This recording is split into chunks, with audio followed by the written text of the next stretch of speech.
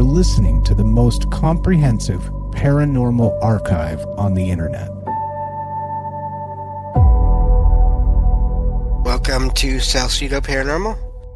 I'm your host, James Salsido, and tonight I'm sharing true paranormal stories from the web. And just let me see here, make sure this is working, because for some reason I can't tell if it is or not. Okay, yeah, it is. Sorry about that, everyone. But yeah, thank you for being here.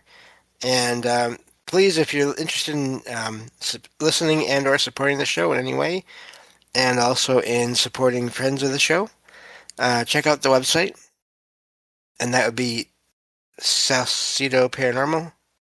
And now it's not working. Oh wait, it is working. Okay. I'm confused, but that's okay. Yeah, check out the website. That's salsidoparanormal.com. That's SALSIDO paranormal.com. And go from there.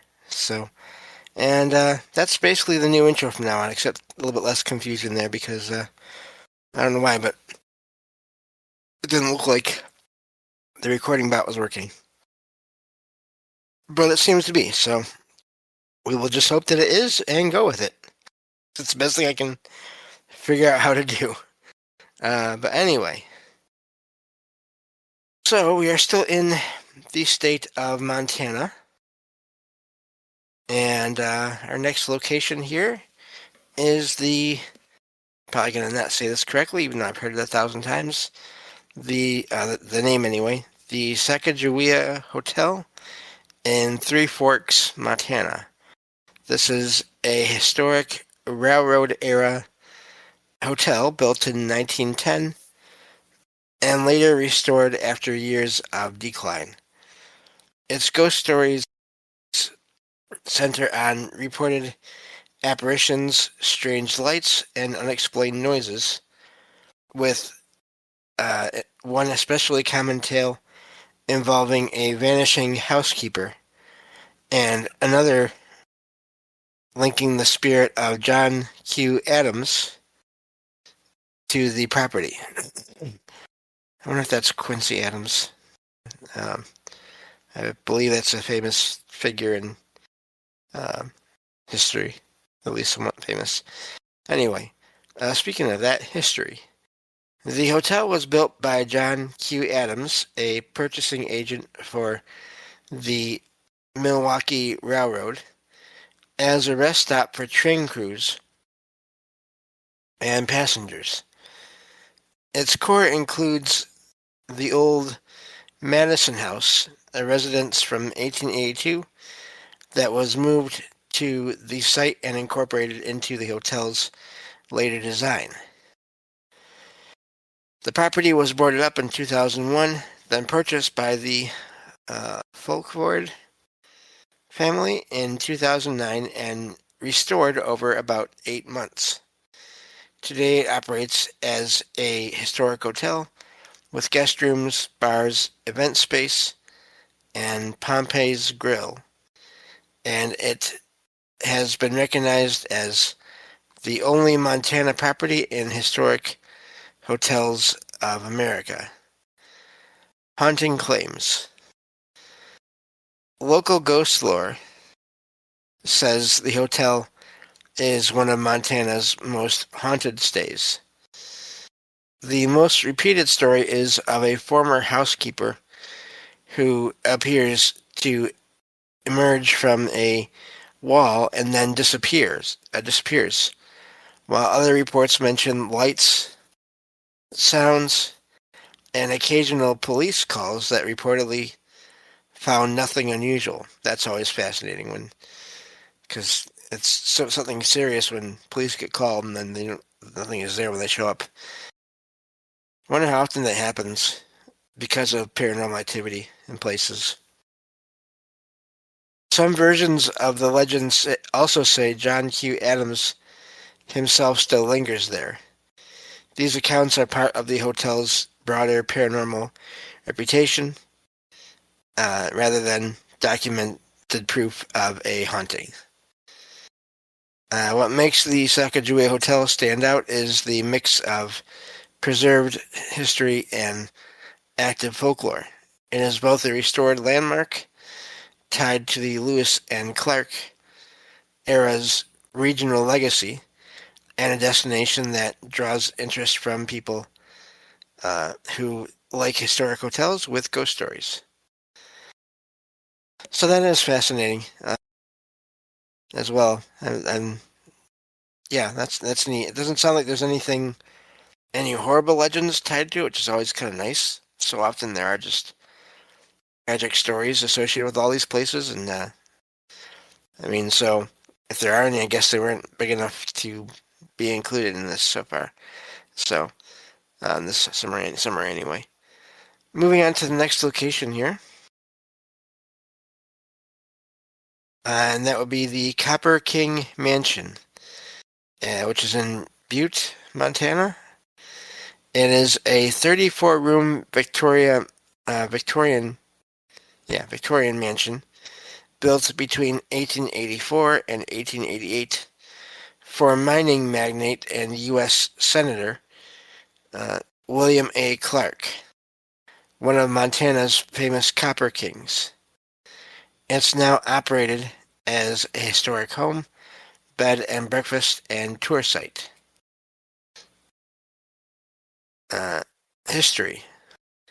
William A. Clark made his fortune in Montana's copper boom, and the mansion reflects that Gilded Age wealth with elaborate woodwork, stained glass, frescoed ceilings, and ornate fireplaces. The house was completed in 1888 and later recognized on the National Register of Historic Places in 1970. The mansion is also known as the W. A. Clark Mansion, and it remains one of Butte's best-known historic landmarks. Today offers guided tours, overnight stays, and event space. Haunting. The mansion has a long-standing reputation as one of Montana's most haunted houses. Reported activity includes cold spots, the sensation of being watched, doors opening or locking on their own, unexplained noises, and sightings of a misty figure or a young girl in white. So, woman in white sighting. Some accounts also mention a ghostly presence in the bathroom, footsteps in empty halls, flickering lights, and disembodied voices. The owners and staff have reportedly denied or downplayed paranormal claims, while guests and investigators continue to share eerie experiences. That's not uncommon. That I can understand if it's a historic site. Some people just want to focus on history. Because it's still furnished like a lived-in Gilded Age home, the mansion's atmosphere is part history museum and part ghost story setting. That combination is a big reason it stays popular with both history fans and paranormal visitors. So, yeah, I can see why both sides there would be interested in that. And plenty of people that are interested in the paranormal are interested in history, but then you get plenty of people that are only interested in one or the other. I do think it is important to acknowledge history when you know it or when you can learn of it, because I think it does, of course, lead to, or can lead to, in a lot of cases, paranormal activity in places. So I don't think that the history should be forgotten or downplayed in any way. So this next location, speaking of that, in a way, this next location is the Little Bighorn Battlefield National Monument in Crow Agency, Montana.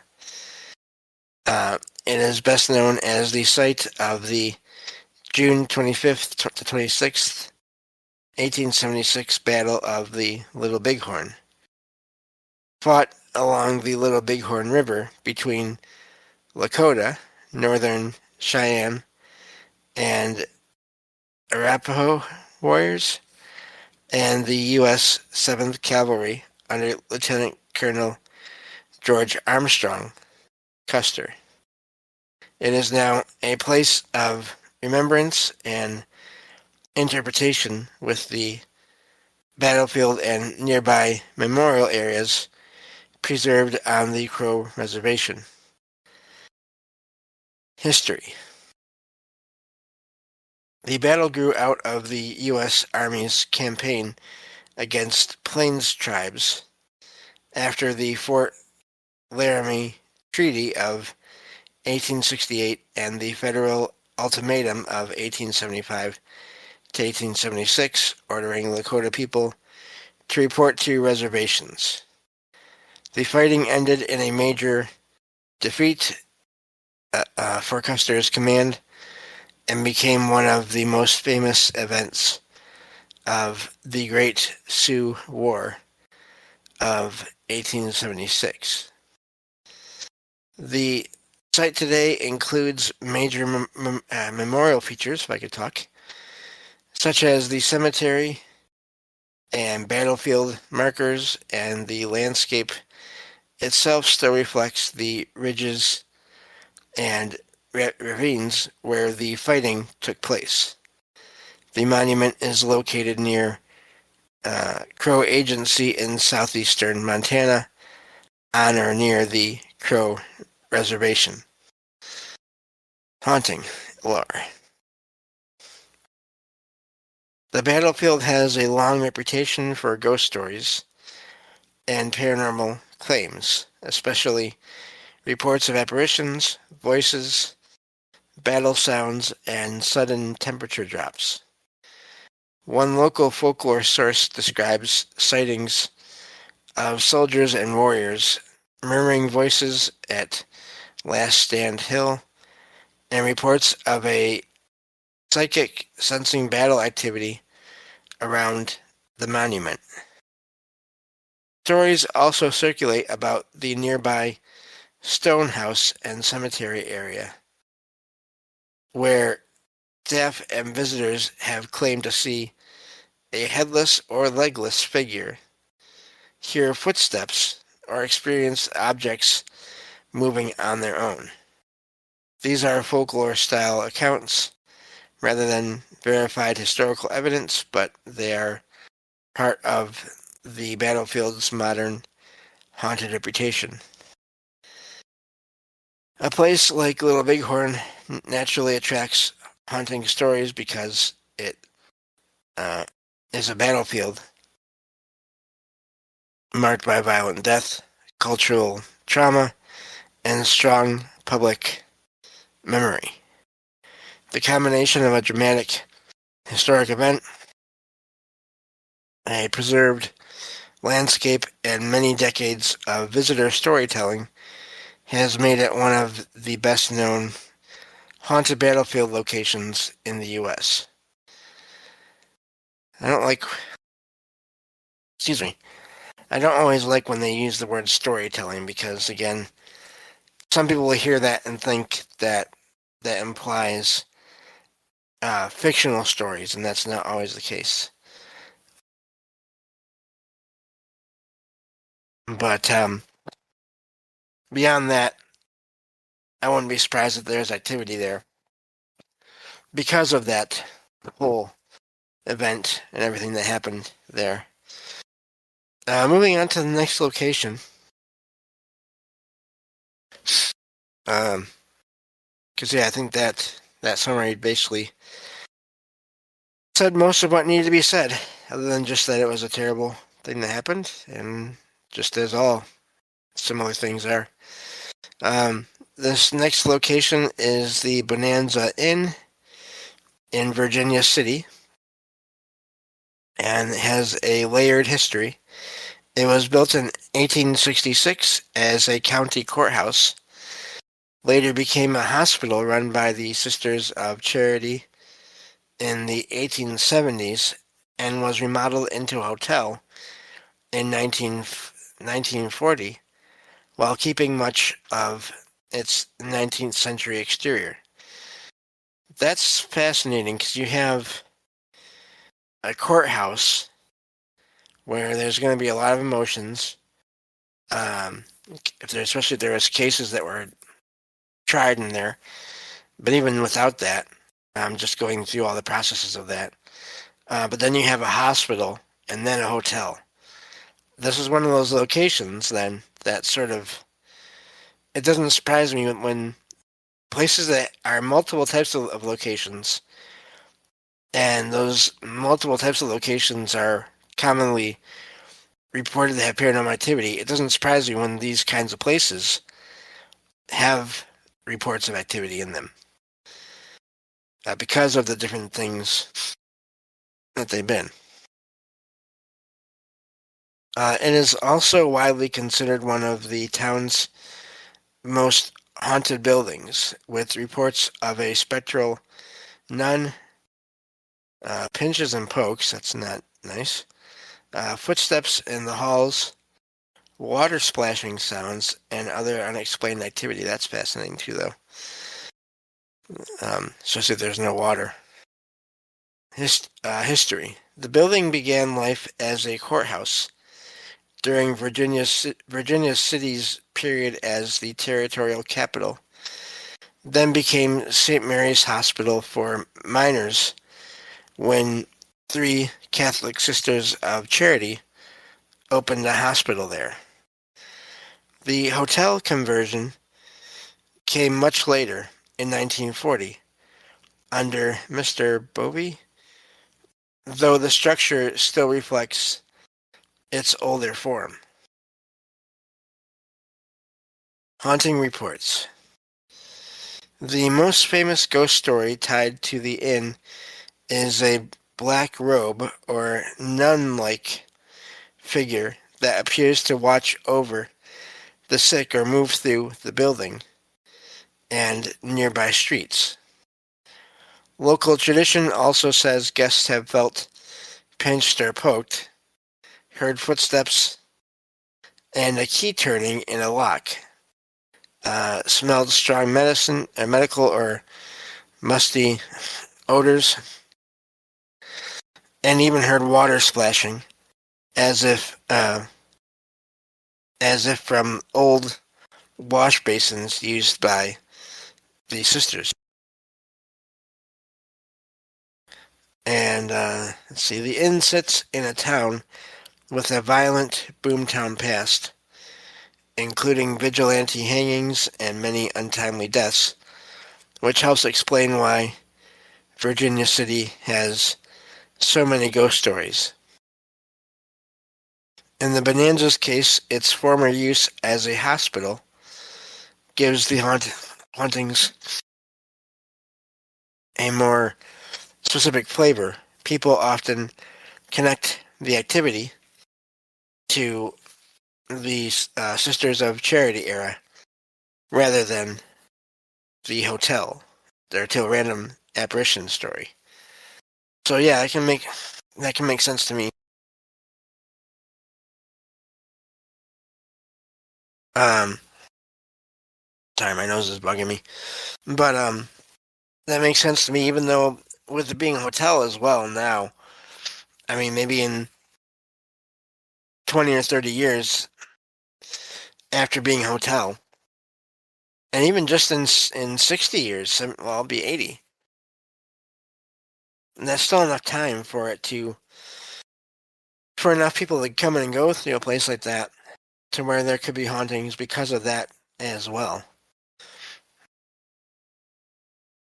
I think we can get through at least one more location here. This one is Moss Mansion in Billings, Montana. This is a historic house museum built in 1903 for entrepreneur Preston Boyd Moss and his wife, Maddie. It was designed by New York architect Henry Janeway Hardenberg. There we go. It is listed on the National Register of Historic Places and is one of Billings' best-known landmarks. History. P.B. Moss was a major figure in early Billings, and the mansion reflects the wealth, ambition, and civic influence of the family during the city's growth in the early 20th century. The house was completed in 1903 and later preserved as a museum. The Billings Preservation Society obtained proprietorship in 1986. The mansion is also noted for its craftsmanship and design, with a red stone exterior and period details that have made it useful for film productions, including Son of the Morning Star and Return to Lonesome Dove. The Haunting. The haunting lore centers on reports of footsteps, voices, laughter, shadows, floating orbs, and objects moving on their own. Some accounts specifically mention a little girl's ghost, often linked to the death of P.B. Moss's young daughter, and other stories place apparitions near the staircase or on the upper floors. A popular part of the legend is that multiple family members died in the home, which helps fuel the idea that the mansion retains strong residual family energy. Local coverage also noted that staff and visitors sometimes report silhouettes in the third floor area, and the museum leans into that reputation with seasonal ghost tours. Today, Moss Mansion is both a historic site and a paranormal attraction, especially in October when flashlight ghost tours are offered. There's a little more left there, but I want to sort of take a minute here to do something I forgot to do at the start of the show here. It's been a little while since I've done one of these. For all these locations I talk about in these shows, please do your own research. There will be links to articles about them in the episode description, but if you are thinking of visiting these places, please, like I said, check into them on your own. Make sure that it is okay to visit them and find out when and how and all those things, because I do not recommend trespassing for any reason, and information can become out of date. In other words, if it's on an article, it may have been accurate when the article was written, but then things may change at some point in time after. So I guess I can read the rest of this here. So if you like haunted house history, it's one of Montana's best known examples because it combines documented family history with a long-running ghost story tradition. So yeah, that's that location. But yeah, I forgot to mention that at the beginning of the show. I'll have to make sure I do that next one. And yeah, so that covers that. Doesn't surprise me that there's activity there. All these places, I mean, there's just so much. Anytime you have decades of activity or of living or staying in a place, I think there's a good chance for there to be activity. That's all the time we have for this episode. Thank you all for listening, and I'll talk to you all next time on Salsido Paranormal. Take care.